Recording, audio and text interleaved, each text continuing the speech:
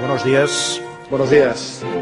Nuevamente, gracias, presidente Rajoy, por la invitación. De las veces que yo he estado en Madrid, esta quizá es la más delicada de todas. Me ocurre lo mismo. Precisamente porque se están viviendo estas condiciones, es importante que podamos hablar. Bueno, eso es un topicazo de los habituales, ¿no? Permítanme también hacer algunos flashes sobre alguna otra cosa. Concretamente quisiera hacer un flash rápido sobre la situación económica. Matemáticas no.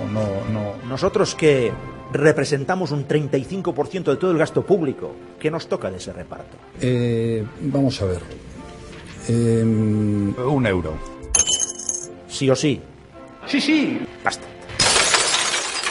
Esto no puede continuar así. Creo que hay una fatiga mutua. Eso supongo que cada uno está en lo subjetivo. Barcelona, Cataluña estaban en el tercer lugar y Madrid estaba concretamente en el cuarto. Yo soy del Deportivo La Coruña y del Real Madrid. Ayer vi el partido del Madrid, por cierto, gran partido. No nos hemos vuelto locos. No. No nos hemos subido a la colina.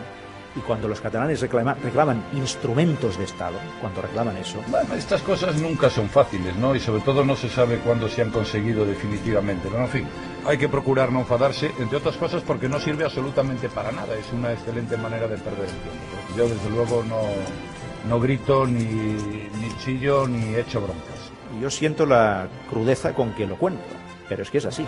Muchas gracias por sus amabilísimas palabras. Gracias por su atención.